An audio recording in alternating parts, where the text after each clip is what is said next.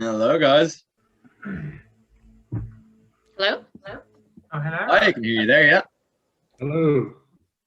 How are you, Jason? I'm Morgan.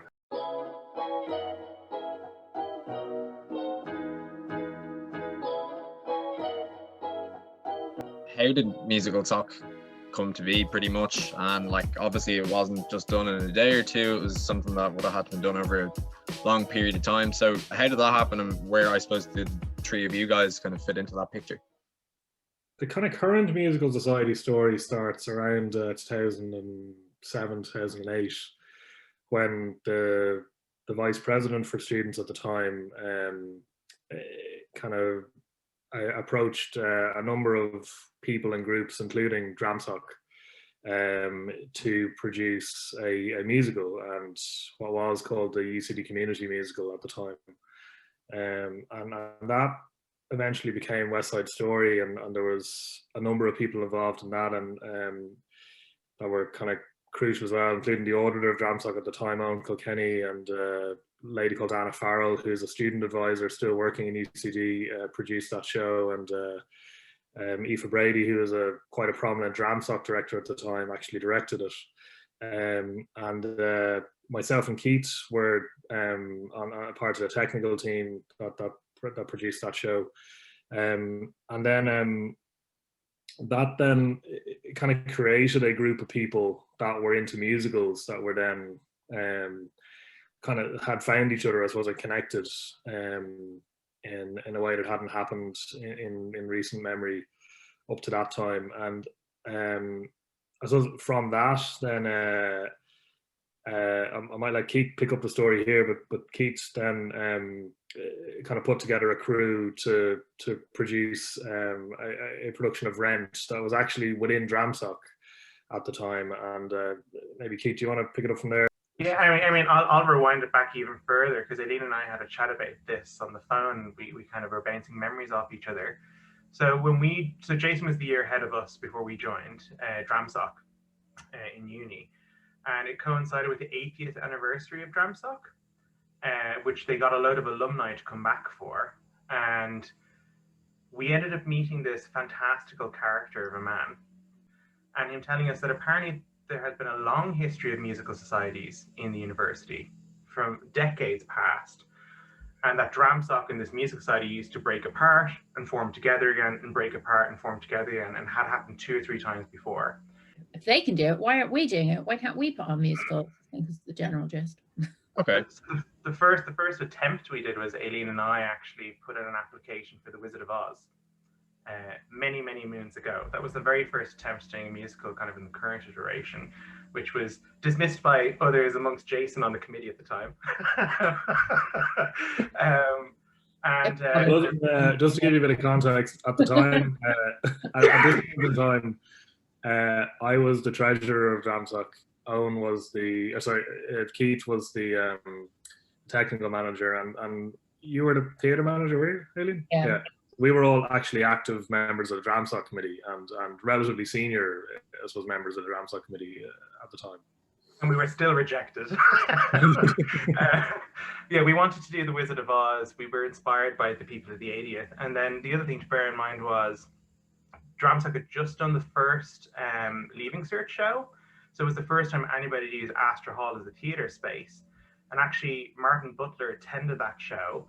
And that was what gave him the idea to do a big production like a musical to bring the community together. And it was Anna Farrell who convinced him, why do it in Astor, do it in O'Reilly Hall? So it all kind of stemmed a little bit from Dramsoc. And then after the community musical, Owen Kilkenny, who is the outgoing auditor, took over as producer for the next community musical. And he was looking for suggestions for shows. I'd pitch Rent amongst other ones. And I think at the time we were considering Jesus Christ Superstar, but there was some issues around the rights. And so I, at the time, had become treasurer of Dramsoc, and Conor McKenna was auditor that year. And we said we'd do a production of Rent instead. So Aileen, by this point, had fecked off to Australia and left us. And she still won't forgive me to this day, but we put a pitch in to do Rent as the first musical in Dramstock that had been done in like over a decade and a half type thing. Okay. There's evidence that like Dramstock had done like tons of musicals in the past. There was scripts in their archives for like Night Before Christmas and things like that. But yeah, Rent was the first big one, and we completely like reshaped the entire theater and how we did it. But that was the first really big production that was done. And where did you say that was on? Was that in Dramstock Theatre? Yeah, so you probably have no recollection of them because they're gone, but it used to be when you went into the Newman building, you went downstairs, and there was LG1 and LG2. LG1 was the actual theater space with the seating rig, and LG2 is like the backstage with all the costumes and workshop and stuff like that. We turned the workshop into the seating rig and used the entirety of the main theater as the actual stage, which had never been done before. At least in our kind of living memory. Yeah. And that was a sold out show. People were queuing up as far as the restaurant. And we actually submitted that specific show to Ames. So Dramstock joined Ames that year, and we submitted it. And that's the same show that Emily Leonard won her award for Maureen. Yeah. What did she win the award for again? For Best Leading Actress or Supporting Actress in the, whatever the novice category was, but was for playing Maureen in Rent. It grew from strength to strength then, because we had the new community musical going ahead. We just finished the second Rent show, and then we were going into that summer thinking we were wanted to do like a big production. Spring Awakening had just been rumored to be going on, the rights were becoming available. So Spring Awakening was the first one we talked about, and then we formed the committee that summer. And then the following year, Jason and Aileen can talk to this. Aileen kind of came back at the end of the summer of that year.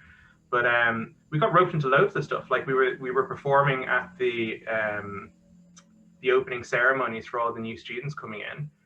We were doing some international office events. Like we were like the musicians for hire. And then this is also the height of when Glee was starting. So we did start a Glee club, but refused to call it Glee, which is now the vocal group. No way. Yeah. Okay, we might just change the name back to Glee Club. We literally just sang Glee songs as well for like the first time. We just do any like all the new arrangements. Like we just sang Glee. The first vocal group showcase, as you guys call it now, was called The Songs of Glee. Really? Would you remember what session that would have been in? In the first session. It was in the first session, was it? Yeah. The first official meeting of the society happened in May 2009. You can see at that point we've no idea what show we're going to put on, and we don't really have any clue what we're going to do. Well, apart from a couple of ideas that kind of came together. And then over the course of that summer, then it was Aileen and a couple of others whom I let Aileen introduce the concept, but the kind of came to us with what became the first show that then happened in November. But I don't know, Aileen, you maybe want to talk about that. So yeah, so we went with The Wedding Singer, which I had never heard of before, but I think it was really great and everyone liked it. My recollection is that it was a real committee effort. So like, if I compare it to Dramstock, there was sort of the committee that would run Dramstock, and then there was, people that would bring in plays, and it wasn't really the same. There was so much running Dramstock, whereas my memory of the beginning of the musical society, it was very much everyone on the committee was putting on the show. So yes, we were the production team, and obviously we were in charge of, producing it, and I had the budget and stuff, and the girls directed it, and did all the choreography and stuff. But everyone on the committee was sort of really involved. So obviously, Cool. All of the lights and all the technical stuff was all Jason and Keith. I think kind of a lot of the musical society hacks over the years will appreciate the launch night is actually when we found Andy Taylor. Andy No way.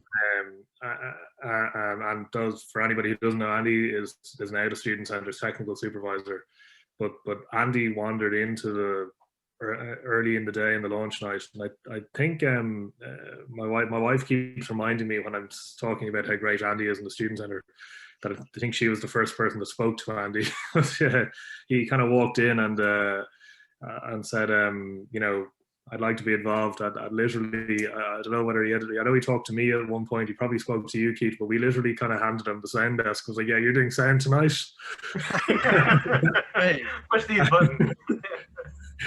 And Andy did sound that night for the launch night, and has been effectively attached to the Musical Society and everything else the Student Centre has done ever since. Do you think much has changed with the whole get-in process? I know a lot of it's very similar in that I think there's slightly less chaos, although maybe that's just my vantage point. It probably feels like chaos at the committee and production level. I'm sure all productions do, but I know for us there was an awful lot of chaos, particularly like around that time of Rent. But the like and the other thing I'd say, it's an awful lot safer now, and that part of the reasons that our new rules and procedures are in place is because of the experiences I had with myself. Yeah, I can imagine. Myself, Keats, and various other people involved dangling out of the roof,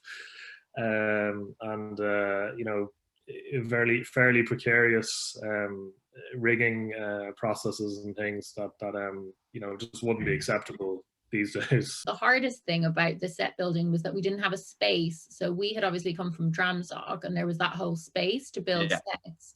And in the first year, I don't know what it is like now, but we obviously didn't have a society office or a home. We just sort of like took over the Astor Hall a bit, and the whole set, now that I remember it, Emily Carroll's dad, that was his like job. He built all the set in his house in like Wicklow.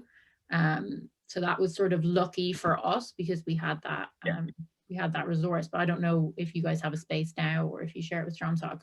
There definitely wasn't we can build it in Dramsoc vibe when in our first year in the Musical Society. It was very...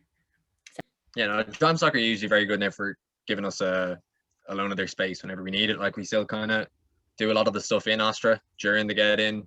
We kind of have, because we have so many active members now, like we do have usually loads of people in anyway, and we've a whole arts and crafts kind of corner and everything. So I suppose probably I doubt too much has changed since. I mean, I am curious, does everyone still disappear at the get-out who's in the cast? Oh, absolutely. There's always that handful that walk around and act like they're doing stuff. Can you see and Jason? Those who disappear Jason never left the get-out. Jason was always there doing the whole get-up. So was I, to be fair. I think I was, because I have to. One of the bits that strikes me about it is how seriously, and obviously you should take everything through, but how seriously we took everything in relation to, it was an incredibly passionate group of people. And that was both positive and negative at times. And I think, I suppose, naturally, musical societies, drama societies attract people that are confident, that are dramatic, arrogant. Dramatic is probably the best word to be honest. Used to be a saying, more off-stage drama than on. Yeah, and we did loads that first year, didn't we, Jay? Like, I remember we did 2 Glee shows, didn't we? And The Wedding Singer, and the launch night, and the vocal group. And then Elise started the dancing classes. Like, there was so much going on, because then it was Dance Sock came out of Musical Sock, right? Because Elise was in dance class. Yeah. So Elise Brennan was in The Wedding Singer. That's how she came into Musical Society. And we got her to start running dance workshops, and she started running them. And then, I don't know, another 2 years later or whatever, she formed. It would have been, because I think there were only 2 sessions behind us. One of the challenges we found was that obviously we were forming a musical society, put on musicals, but then we did have that sort of, the society has to be more than a musical kind of, that was one of the bigger conversations we had around the start of that year, and took up a fair bit of committee time to work out, rather, as Aileen said, there was a tendency that we all got kind of sucked into producing the show, which is important, obviously, because that's the set piece kind of event. But the heartbeat of the society for me is the vocal group. That's the thing that happens every week, that you don't have to audition to be in. You don't have to. Nobody ever cuts you out. There's no pressure involved in being in it, and it's just that it's the community thing, and it's the thing that probably now where a lot of the, I would guess that a lot of the committee members and things are probably coming out of the vocal group community. I would guess, you know, that where the people just get to know each other, because that's one of the problems that have, and that like I was looking back at names and things earlier on, and like a lot of people come in, they might do one show and they might go away again, which is fine if that's what they want, but because they then audition for the next show and they don't get in, and that's where you have that kind of issue of, and that's where say Gramsock is lucky, because the volume of shows means so many shows. Most people who want to get into something at some point, because there's so many other shows happening. They'll get back into something. If they don't get the next audition, they might get the next one. Whereas with the musical side, you've got one, maybe 2 shots a year to be in an actual musical. So the vocal group was so key to holding the whole society going, pretty much. Do you guys still have had the postering and the concourse? Yeah. Don't worry, we all had the postering. We all remember. We all had postering. I mean, was it still at 6, 7 a.m.? Yeah. Well, if you wanted to really be at the good polls, oh, for God's sake, remembering it now, it's so ridiculous. It's just a thing. Yeah, like, unfortunately. I'm waiting for the day that it goes electronic. No, it'd still be there at like 6:30, and then you go to the restaurant for your breakfast afterwards. But yeah, we were all good because we had done it in Dramsock for years. But yeah, and then trying to make all the cast go to the postering was like the worst thing in the world. And pre-stickering your posters, like sellotaping them together. God. They were usually good the first time round because they're all excited and naive. And then after that, there was no hope. But the first run, I've showed up late to postering a few times now, I'm not gonna lie. There's no point. Sometimes intentionally. There's no point. Like, just don't come. Can you tell me you're the one in charge of making people go to postering? Are you still competing with Ellen H, like over the same post space, not touching the wall? Do you know what? There've been some cases where like people get so aggressive over them posters. Like people will literally scream at people for like putting their hands on the posters. I remember when crazy. When I first went to UCD, before I was like involved in societies and I lived on res, I used to like get drunk and steal posters, and we used to hang them up in my house. And then, like, years later, when I got really into putting up the posters, I was like, oh, I was such a bitch back then, like stealing posters. Like, it was a really key part of the advertising process as well, because like I think it is still important, you know, when the campus is fully operational, you see that the footfall you get there is still important, but big time. Like we did have Facebook at the time, and the Facebook was probably our biggest kind of virtual kind of promotion platform. Wasn't really used for advertising back then, though. You're gonna make us sound really old, Jason, if you continue what you're about to say. Well, Keith just said we had Bebo. Did we have a musical society Bebo? No, I don't think. No, we didn't. There was a rent Bebo that then turned into Facebook. Bebo's coming back. Oh yeah, it's true, because I remember I was in Australia when I first got Facebook, because one of the American girls was like, "Don't you have Facebook?" And I was like, "No, what is that? I have Bebo." Oh yeah, we were in the middle of that transition apparently, but there wasn't, you know, the online thing, that the way, like, you know, there was no online events calendar, there was no like Instagram, so it was quite different in terms of how to reach the audience. And that, like, you had to do all of this in-person stuff. Like, you had to kind of get into the lecture theaters, you had to poster, you had to leaflets, you know, stuff like I did manage to find my original t-shirt and fit into it earlier, which I was very surprised by the fact that I could get into it. But like all of that was so important to making it work. And also you got to remember, the student center was literally the old student center. 3 years old or 4 years old or whatever it was, wasn't it? Yeah, well, it was about 10 years old at the time, but the new student center hadn't been built yet. So the footfall in that part of the campus was nothing like it is now. And that the only people really going to the student centre were society heads and people needed the SU, and maybe a few people passing by going to the sports centre, or then obviously people going to the what's now the clubhouse, the forum bar, for us, and there was a red, like the restaurant in the student centre, Cafe Brava, was there, but the footfall was nothing like it is now. So we had to get out down the campus to get the message out. Yeah, and I find like I did flash mobs, I think, for the 2 first shows I did, so Spring Awakening and Curtains in the 9th session, and we haven't done them since, and I'm pretty sure that that's just due to social media. It's just been kind of the predominant way of advertising now, and it's just mad how different it would have been. Would there have been much kind of like external marketing, or was it like solely just geared towards student UCD for the audience, I suppose? Sometimes the rights wouldn't allow us.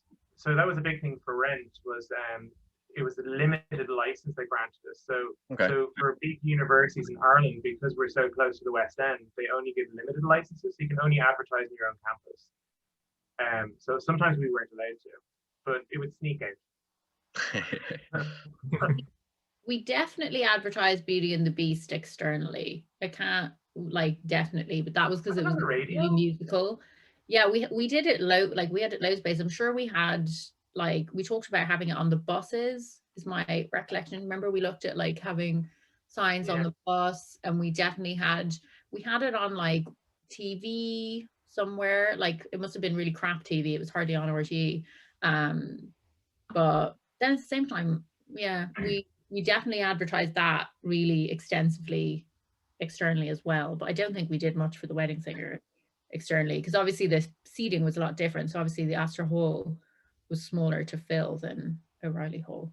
There was talk of us doing stuff in Grafton Street, kind of going to town and forming stuff there to get other tickets. But it wasn't through paid media sources. It was just more kind of going in, doing our thing. Nice, fair. And have you any scandal or goss for us from the first session? We agreed we wouldn't talk about it. Really? Oh, that's disappointing. I thought we get something out of you guys for our viewers. I mean, wait. Jason touched on it. We were all very dramatic. We took it all really seriously. There was probably 4 resignations from the committee at different points throughout the year. My God. So shit happens. Shit does happen. We should have taken it less seriously, but at the same time, we were really proud of some of the stuff we achieved. But also we're all inherently traumatic people, so I think there's only so much chill we can all, I think.